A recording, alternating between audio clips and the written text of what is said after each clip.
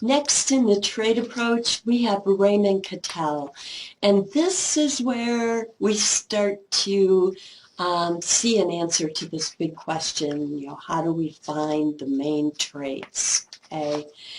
And the answer really came through a statistical process analysis that is called factor analysis. Okay. And it's not like Raymond Cattell was the first person to use factor analysis, but he was the first person to use it for this purpose. And it ended up being an excellent way to look for kind of the major clusters of something. If you think about it, if you think about all 4,000 of those traits and out in space somewhere, and then you put them in a two-dimensional space, so that you can see where they are relative to each other. Okay, and then look for different clusters in there.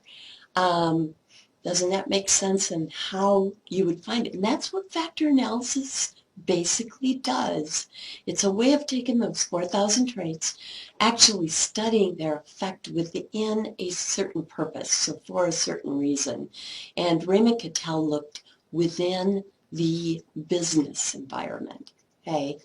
And then putting them in putting these results by trait, so each trait, within a two-dimensional context so that you can see how far away they are from each other and in fact step back and identify clusters, okay? And understand that if you do this for different reasons, for different purposes like business, he did it for business, you're going to find different clusters. And so he was the first person to do it, and he did it for business, and he found 16 clusters. And as you know, that actually ended up being the 16 personality factor inventory. So very impressive, most valid and reliable inventory right now to assist in making those personnel decisions. And remember that this was an example of the profile, the 16PF questionnaire profile for the most successful airline pilot. Okay. Now, the big five, okay, so this leads us to the big five. And this was simply the product of a factor analysis that did not look within a business environment. So that's why this is looking at simply individual differences between normal people, okay, and again, how they started out when doing factor analysis. Factor analysis is a way of taking all 4,000 traits with this purpose in mind, okay, putting them in a two-dimensional space, identifying the main clusters. And as you can imagine, 4,000 traits, they're going to be all over the place, right? And the main clusters are not going to capture all the traits by far, but they should capture they were found to capture the most individual differences between people and predict differences in behavior the best. In other words, distinguish people the best. And we ran over each of these traits before the big five, but now we're going to go a little bit further into those clusters. So let's develop that a little bit further. If somebody is highly neurotic, okay, that means that they are worried. I think that's a term that you learned before. Now you can add some to that, okay? Worried, insecure, self-pitying,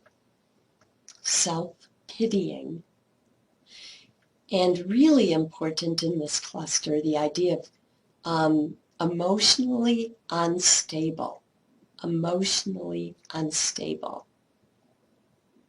Now, if somebody is really low in neuroticism, you can think of kind of the opposites, right? So this would describe somebody who was really low in neuroticism. They'd likely be calm, secure, self-satisfied, emotionally stable, right? Extroversion. I think you thought of this as outgoing before. Now we can add to that. So outgoing, someone who's high in extroversion, okay, is likely to be outgoing, sociable, fun-loving, lively, and energetic. Once again, outgoing, sociable, fun-loving, lively, and energetic. And then you could probably pause this and figure this out on your own, but let's see how close you came if so. If you're low on extroversion, you are more retiring, sober, reserved, and even-paced.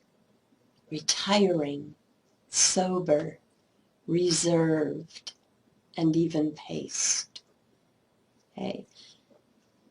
And the idea of this is not to memorize every single one. It's to get the picture of what more is involved in each of these clusters. The low and the upper end help to define that in your mind. Remember that our tests are simply recognition, right? You don't produce it, but you need to recognize these. Now, open-mindedness, this is a really interesting one. I told you to think of it as open-mindedness, even though the technical term here is openness, okay? And, you know, we thought of it as being open. Someone who would be high on open-mindedness would likely be very open to new ideas of others, new different ideas, and that's really important, right? Because some people are pretty close to hearing ideas that differ from their own, or hearing about values that differ from their own, or political ideas or religious ideas that differ from theirs. Okay? But we can add to that also openness to new experiences, a preference for variety, being very imaginative. That's also part of this cluster. And an independent thinker.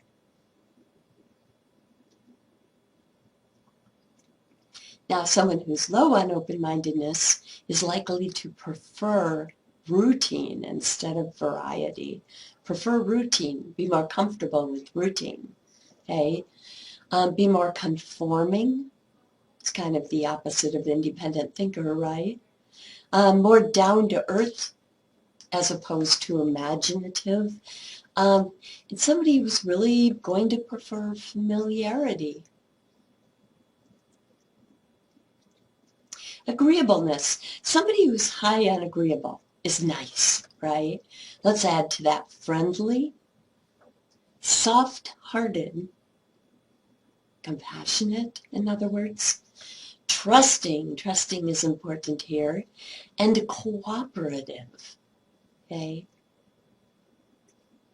So they tend to be friendly, soft-hearted, trusting, cooperative, nice, okay? And of course, you can think about the opposite of that, right? Somebody's low on agreeableness. They're going to be more antagonistic, ruthless, skeptical instead of trusting, skeptical, and uncooperative. And then conscientiousness, and you were thinking of this as attention to detail. Let's add very careful and dependable and reliable. You can see employers would really be drawn to this, right, for most jobs. And disciplined. So if somebody is high on conscientiousness, they are likely very careful, very detail-oriented, very dependable. Let's add organized, very disciplined, very reliable. Okay? If they're low on this, they tend to be more careless, more weak-willed as opposed to disciplined, more disorganized, right? And more undependable. So thinking in antonyms there. Okay, I want you to try something fun. I'm going to give you an example first. But, we mentioned early on in this class that the big five are used in marketing. So many different professions, people know and hear in the process of their education, they learn about the big five. One of where the big five is used the most outside of psychology is in marketing, actually. And let me give you an example. When working, what you're going to be doing here is I'm going to give you a product that is not invented yet. Okay, but hopefully one that'll be fun to think about. And I just want you to see if you can try this. So I encourage you to actually pause the video after we talk about this and try it. But try to write a slogan, a different slogan for your product, 5 different slogans, but one for targeting people that are high in each of the big 5. Okay, so first, before I give you your very unique product, okay, here's an example that students did with another unique product, a party app. So an app for your phone that will clue you in on all the parties that are going on in your metropolitan area, your large area. Okay? And this is what students came up with to target extroverts. It's probably the easiest one, right, for this app. They came up with the slogan, you'll be the life of the party, for targeting people that are high in agreeableness. They came up with this, help your friends stay in the loop. Okay. For conscientiousness, they came up with very good job. They came up with never miss an important party commitment. Okay. You might not think that parties would be high on the list of priorities for someone who is conscientious, but if it is a party that they committed to, hey, themselves to, then it likely would be. Or at least making that commitment would be high priority for them. Then, high in openness, they came up with experience new adventures. Okay. And this is my favorite, for those high in neuroticism. Okay, they came up with this, know what roads to stay clear of on weekend nights. Okay, so they did a really good job of this, and this is what I want you to try to do with your product. Okay, so the product I'm going to give you, we all wish, especially as students, I'm sure you wish, was invented and really worked, is a memory bar.